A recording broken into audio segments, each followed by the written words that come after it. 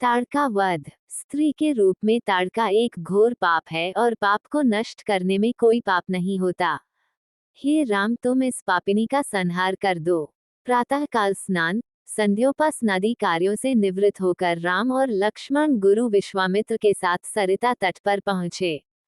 एक वनवासी मुनि ने विश्वामित्र के साथ दो सुकुमार बालकों को देखा तथा उनका परिचय प्राप्त कर वे एक छोटी सी सुंदर नौक ले आए और विश्वामित्र से बोले, हे मुनिराज, आप इन राजकुमारों के साथ इस नौक पर बैठकर सरिता पार कर लीजिए। विश्वामित्र जी ने उस मुनि को धन्यवाद दिया और राम तथा लक्ष्मण के साथ नौक पर सवार हो गए। इस प्रकार वे सागर से मिलन की आतुरता में कलकलनाद के साथ दौड़ती जा रही उस नदी को पार कर गए। नदी के उस पार एक भयानक वन था।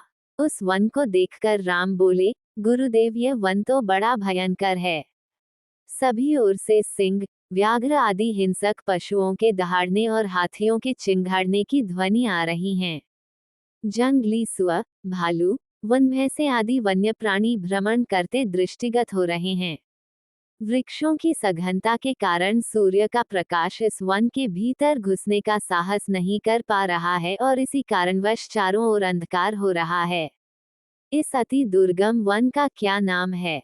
राम के इस प्रश्न का उत्तर विश्वामित्र ने इस प्रकार दिया, हे राघव, पूर्व काल में इस स्थान में वन न होकर मलदा और करुप नाम के दो बड़े समृद्ध राज्य हुआ करते थे। दोनों ही राज्य ऊंची ऊंची अट्टालिकाओं, वीथिकाओं तथा सुंदर पथों से सुशोभित थे तथा धन धान्य और समृद्धि से परिपूर्ण थे। दूर दूर के व्यापारी यहाँ पर व्यापार करने आया करते थे, किंतु ताड़का नामक एक यक्ष कन्या ने उन दोनों राज्यों का विनाश कर दिया। ऋषि विश्वामित्र ने आगे बताया, ताड़का कोई साधारण स्त्री न होकर सुंद नाम के राक्षस की पत्नी और मारीच नामक राक्षस की माता है। उसके शरीर में 1000 हाथियों के बराबर बल है और वह अत्यंत पराक्रमी और शक्तिशाली है। इस प्रदेश को नष्ट करने के पश्चात ताड़का ने अपने पुत्र मारीच के साथ मिलकर यहाँ के समस्त निवासियों को मारकर खा डाला। अब उनके भय से यहाँ 2-2 कोस दूर तक किसी मनुष्य की परछाई भी दिखाई नहीं देती। भूलवश यदि कोई यहाँ आ भी जाए तो जीवित नहीं लौट पाता। उसी ताड़का का संहार करने के लिए ही मैं तुम्हें यहाँ लाया हूँ। राम ने आश्चर्य से पूछा, गुरुदेव, स्त्रियां तो कोमल और दुर्बल होती हैं, फिर ताड़का में 1000 हाथियों का बल कैसे आ गया? ऐसा प्रतीत होता है कि अवश्य कुछ न कुछ रहस्य है। विश्वामित्र बोले, वत्स, तुम्हारा कथन सत्य है और वास्तव में इसके पीछे एक रहस्य है। सुकेतु नाम का एक अत्यंत बलवान यक्ष था। वह संतानहीन था, अतः संतान प्राप्ति के उद्देश्य से उसने ब्रह्मा जी की कठोर तपस्या की। उसकी तपस्या से प्रसन्न होकर ब्रह्मा जी ने उसे संतान होने का वरदान दे दिया। परिणामस्वरूप ताड़का का जन्म हुआ। सुकेतु के द्वारा ताड़का के अत्यंत बली होने का वर मांगने पर ब्रह्मा जी ने उसके शरीर में 1000 हाथियों का बल दे दिया। विवाह योग्य आयु होने पर सुकेतु ने ताड़का का विवाह सुंद नामक राक्षस से कर दिया और उससे मारीच का जन्म हुआ। मारीच भी अपनी माता के समान बलवान और पराक्रमी था। वह सुंद राक्षस का पुत्र होकर भी स्वयं राक्षस नहीं था, किंतु बाल्यकाल में वह बहुत उपद्रवी था। ऋषि मुनियों को अकारण कष्ट दिया करता था।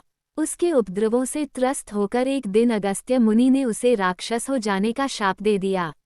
अपने पुत्र के राक्षस गति प्राप्त हो जाने से सुंद अत्यंत क्रोधित हो गया और अगस्त्य ऋषि को मारने दौड़ा। इस पर अगस्त्य ऋषि ने शाप देकर सुंद को तत्काल भस्म कर दिया। अपने पति की मृत्यु का बदला लेने के लिए ताड़का भी अगस्त्य ऋषि पर झपटी। इस पर अगस्त्य ऋषि ने शाप देकर ताड़का के सौंदर्य को नष्ट कर दिया और वह अत्यंत कुरूप हो गई। अपनी कुरूपता को देखकर और अपने पति की मृत्यु का बदला लेने के लिए ताड़का ने अगस्त्य मुनि के आश्रम को नष्ट करने का संकल्प किया है। अतः हे राम, मैं तुम्हें आज्ञा देता हूँ कि तुम ताड़का का वध करो। तुम्हारे अतिरिक्त इसका वध कोई भी नहीं कर सकता। अपने मन से यह विचार निकाल दो कि यह स्त्री है और स्त्री का वध मैं कैसे करूं। स्त्री के रूप में यह एक घोर पाप है और पाप को नष्ट करने में कोई पाप नहीं होता। समस्त संशय को त्याग कर मेरी आज्ञा से तुम इस पापिनी का संहार कर दो। राम ने कहा, गुरुदेव, आपकी आज्ञा मुझे शिरोधार्य है। समस्त मानवों के कल्याण के लिए मैं अवश्य ही ताड़का का वध करूंगा। इतना कहकर राम ने अपने धनुष पर बाण रखकर उसकी प्रत्यंचा को कान तक खींचकर भयंकर टंकार किया। टंकार से उत्पन्न ध्वनि से समस्त वन प्रांत गुंजायमान हो उठा। वन्य प्राणी भयभीत होकर इधर उधर भागने लगे।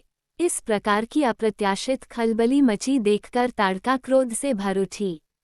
धनुष ताने राम को देखते ही इस विचार से कि कोई अपरिचित कुमार उसके साम्राज्य पर आधिपत्य करना चाहता है, वह क्रोध से पागल हो गई। राम पर आक्रमण करने के लिए वह तीव्र गति से उन पर झपटी। ताड़का को अपनी ओर आते देखकर राम ने लक्ष्मण से कहा, हे सौमित्र, ताड़ के वृक्ष जैसी विशाल और विकराल मुख वाली इस राक्षसी का शरीर कितना कुरूप है। इसकी मुख मुद्रा देखकर ही प्रतीत होता है कि यह बड़ी हिंसक है और निरीह प्राणियों की हत्या करके उनका रक्तपान करने में इसे बहुत आनंद आता होगा। तुम एक तरफ सावधान होकर खड़े हो जाओ और देखो कि कैसे इसे मैं अभी यमलोक भेजता हूँ। विकराल देहधारिणी ताड़का अपने बड़े बड़े दांत चमकाती, भुजाओं को फैलाए हुए द्रुतगामी बिजली की तरह राम और लक्ष्मण पर अत्यंत तीव्रता के साथ झपटी। राम इस भयंकर आक्रमण के लिए पहले से ही तत्पर थे। उन्होंने तीक्ष्ण बाण चलाकर उसके हृदय को छलनी कर दिया। उसके वक्षस्थल से गर्म गर्म रक्त की धारा प्रवाहित हो उठी। वह आक्रमण करने के लिए पुनः टूट पड़े। इससे पूर्व ही राम ने एक और बाण चला दिया जो सीधे उसके वक्ष में जाकर लगा। वह पीड़ा से चीखती हुई चक्कर खाकर भूमि पर गिर पड़ी और अगले ही क्षण उसके प्राण पखेरु उड़ गए। राम के इस रण कौशल और ताड़का की मृत्यु से ऋषि विश्वामित्र अत्यंत प्रसन्न हुए। उनके मुख से रामचंद्र के लिए आशीर्वचन निकलने लगे। गुरु की आज्ञा से वहीं पर सभी ने रात्रि व्यतीत किया। प्रातःकाल उन्होंने देखा कि ताड़का के आतंक से मुक्ति पा जाने के कारण उस वन की भयंकरता और विकरालता समाप्त हो चुकी है।